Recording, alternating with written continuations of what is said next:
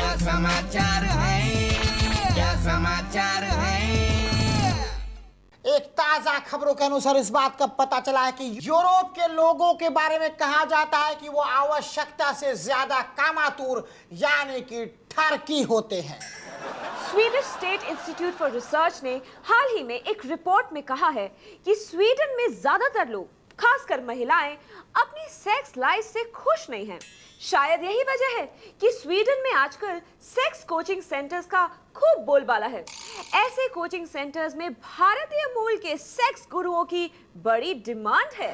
Sweden के इस sex report के मीडिया में आते ही धार्मिक चैनलों पर रोज सुबह योगा, सत्संग और प्रवचन के सारे प्रोग्राम अचानक बंद हो गए। क्योंकि इस रिपोर्ट के मिलते ही सारे बाबा लोग स्वीडन की तरफ रवाना हो चुके हैं। जब हमने गुरुजी से पूछा कि अगर वो स्वीडन चले गए तो यहाँ लोगों को प्रवचन कौन सुनाएगा, जीवन का सही मार्गदर्शन कौन करवाएगा, तो गुरुजी ने अपना सामान लपेटते हुए कहा कि इस देश में प्रवचन देने वालों की कोई कमी नहीं है, हम नहीं कोई और सही। और वैसे भी ये चैनल वाले दिन भर बक बक बक बक करवाने के बाद 3-4 हजार रुपए थमाकर चलता कर देते हैं। जितना पैसा हम यहाँ एक महीने में कमाते हैं, स्वीडन में उतना पैसा हम एक दिन में बना सकते हैं। ऊपर से सब्जेक्ट इतना इंटरेस्टिंग है कि हम चाहकर भी इनकार नहीं कर सकते। बाबाओं और योग गुरुओं के पलायन को देखते हुए पुरानी दिल्ली के कुछ हकीम भी बिन बुलाए स्वीडन पहुंच गए हैं और सेक्स गुरुओं से मिलते कंपटीशन को दबाने के लिए हकीमों ने सेक्स समस्याओं के साथ बवासीर और गुप्त रोगों का इलाज करना भी शुरू किया है। बाबा, बाबा हम बर्बाद हो गए बाबा। बच्चा, बर्बाद तो तुम आज से 10 साल पहले ही हो चुके थे, जब तुम्हारी शादी हुई थी। बाबा, मेरे पर विपदा आन पड़ी है। मेरी बीवी पड़ोसी के साथ भाग गई। ओह, इसका मतलब मेरा तावीज असर कर गया। बच्चा, तुम्हें तो मुझे इस बात का धन्यवाद देना चाहिए कि मेरी वजह से तुम्हारी बहुत बड़ी बला टल गई है।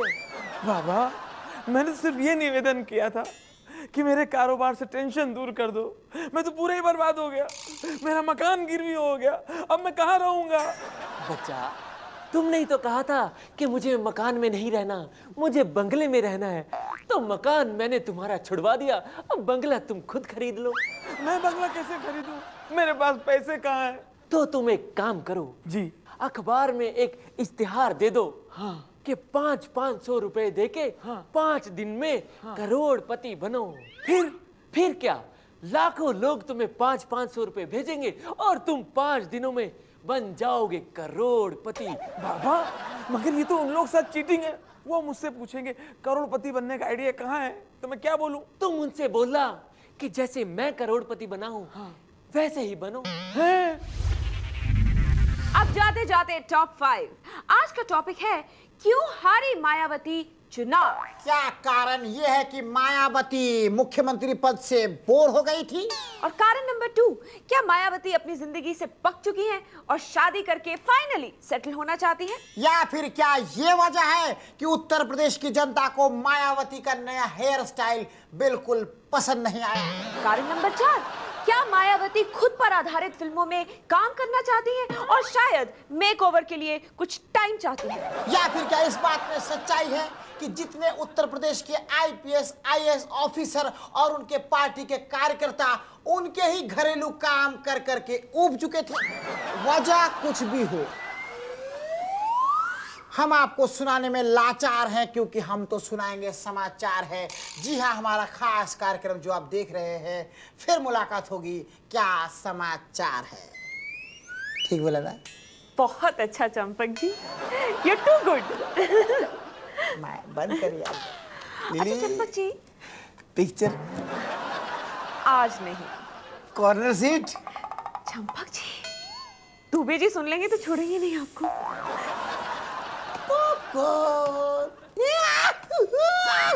मैं जा रही हूँ घर। बाय। अरे सुनो तो।